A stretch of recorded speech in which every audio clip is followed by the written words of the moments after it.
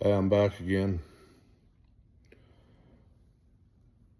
I thought, a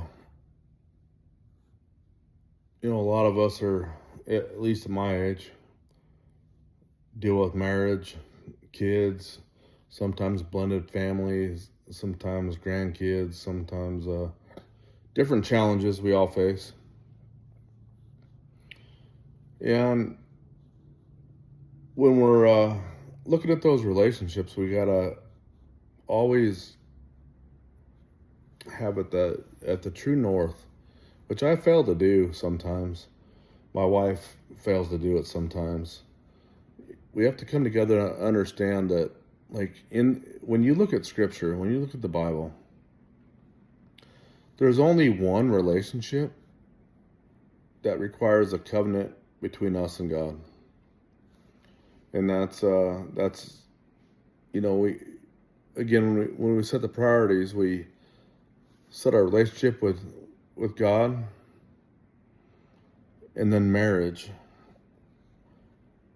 and then everything else. So kids, work, extended family life, those types of things. Um, but we have to understand that the marriage is such a crucial component. And then on this earth, the number one priority we should have.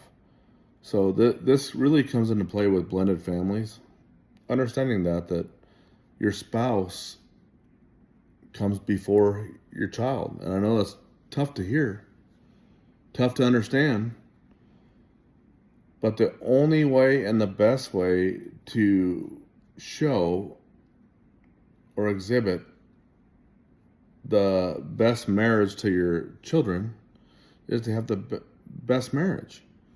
And all those things kind of trickle down, cascade down. Um, but it's about serving. And one of my favorite pastors talked about it's not biblical, but it's a good analogy to think about. Just imagine like the Last Supper. And I'm not going to, I don't even want to say the Last Supper because I don't want to deviate from the significance of that. But just imagine a dinner table with you and your spouse at opposite ends, and your arms are forks and spoons, but they're too long to feed yourself. So you have to serve each other to be able to get the nourishment.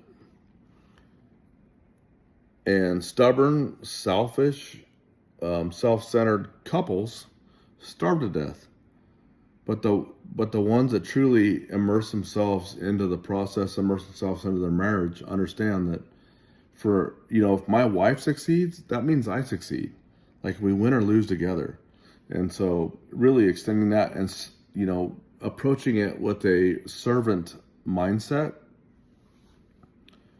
it's untouchable. If you can find that spouse, latch onto them. If you don't have that spouse, introduce them into, Christian marriage counseling. If you're not married yet, pre-marriage counseling. If you're married but have, you need to kick the tires along the way. There's plenty of resources out there. Let me know, and I will point you in my favorite people's direction. But I promise you, you got to invest. And you got to make priorities, because if you don't make priorities, it dies and it fizzles out. And so it's so easy in today's world. So just something to keep in mind. Approach things with a servant attitude and a servant mindset. We're not all perfect, and we all fall short.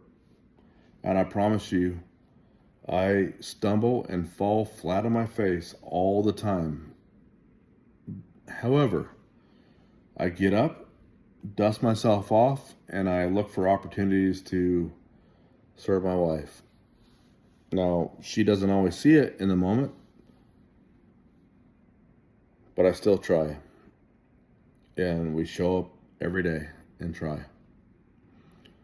But approach it with love, grace, patience, forgiveness, self-control, and a servant mindset. We're here to serve others. Jesus came here not to wash our feet,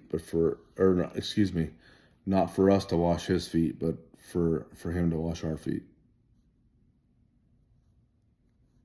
Have a good one.